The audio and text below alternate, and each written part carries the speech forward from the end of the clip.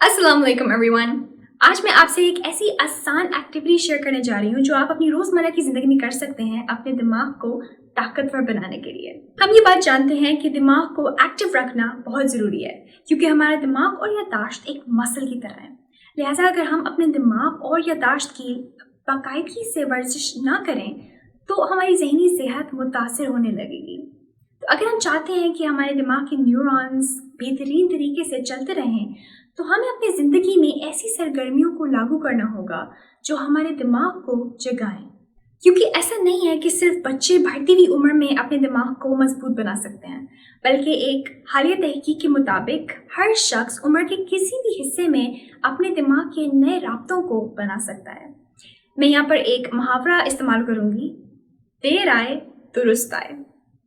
आप अपने दिमाग को ज़िंदगी के किसी भी हिस्से में सेहतमंद बना सकते हैं। अगर आपको अपने दिमाग को मजबूत बनाना है और नए राब्तों को वजूद में लाना है तो आपको कुछ नया करना होगा, क्योंकि आजकल हमारी ज़िंदगी एक मामूल बन गई है, यानी कि हम रोज़ एक ही चीज़ को बार बार दोहराते हैं और जिसकी वजह से हम ऑटो पायलट मोड में चले जाते हैं, जिसका मतलब है हम बग़ैर सोचे समझे कामों को करने लगते हैं और इसकी वजह से हम अपने दिमाग को अपनी रोज़मर्रा की ज़िंदगी में इस्तेमाल नहीं कर पाते।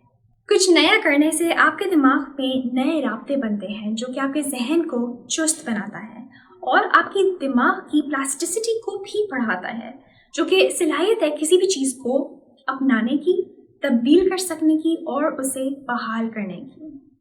नए तजुर्बे करने से आप ऑटो पायलट मोड से बाहर आ जाते हैं और आपके दिमाग के अंदर के राब्ते मजबूत होते जाते हैं। वो नया काम कुछ भी हो सकता है, जैसे कि किसी नए हुनर को सीखना, मिसाल के तौर पे किसी नए मौसीकी के आले को बजाना सीखना या फिर किसी नई ज़ुबान को सीखना।